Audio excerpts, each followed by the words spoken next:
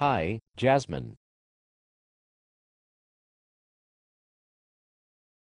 Hi. Let's get down to business. Question number one. What the fuck, Jasmine, what the fuck? Penguins, I think.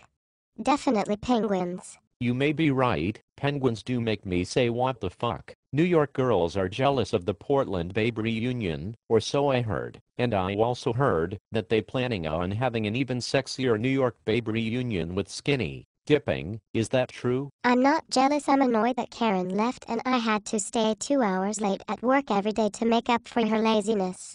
I think there may be some New York chatter I don't know about skinny dipping that may be part of the chatter. Damn, so the rumors are true. And there was I doubting my sources. I hope the New York one don't get wrapped in the same mantle of secrecy as the Portland one did. We the Goodreads pervs want to see some Goodreads babes pictures, damn it. And shame on Karen for putting all that extra work on y'all. That's not fair. Next question. Writing reviews and then the fun of discussing them with your Goodreads friends is pretty addictive. If you had to choose between A. Reading the all-time most awesome book ever, but then you would never ever be allowed to write about it or talk with anybody about it ever, or B. Reading a pretty okay book, but then writing the world's most famous, most voted for, most discussed Goodreads review ever, which one would you choose? There were some pictures. I don't remember who posted them, but I did see them. B, because every time I read the most awesomest book ever, I end up being bored by it and then people get mad at me for not liking the most awesomest book ever.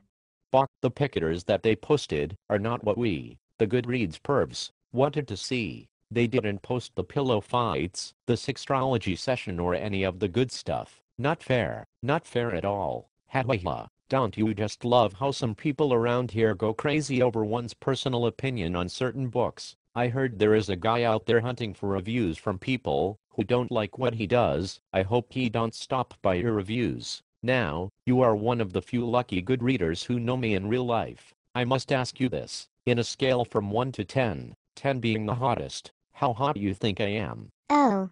I wasn't really paying attention. I don't look at customers that much. I think you may have had very large hair. Hot, it's called an afro, and you know you loved it. You secretly wanted to touch it. No woman can resist its power. I do.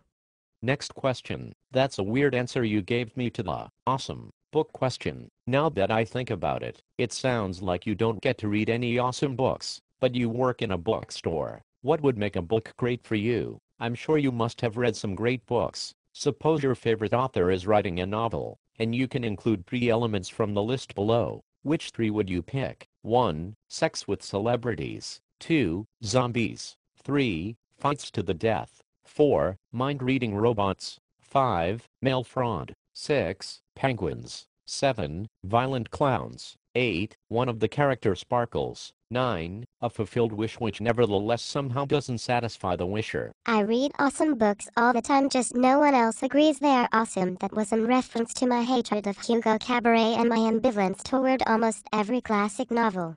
And the answer to your questions is Penguins, Mail Fraud, and Introspection. Strange choice, I dig it. How you think that book would be named? The Case of the Dirty Penguin.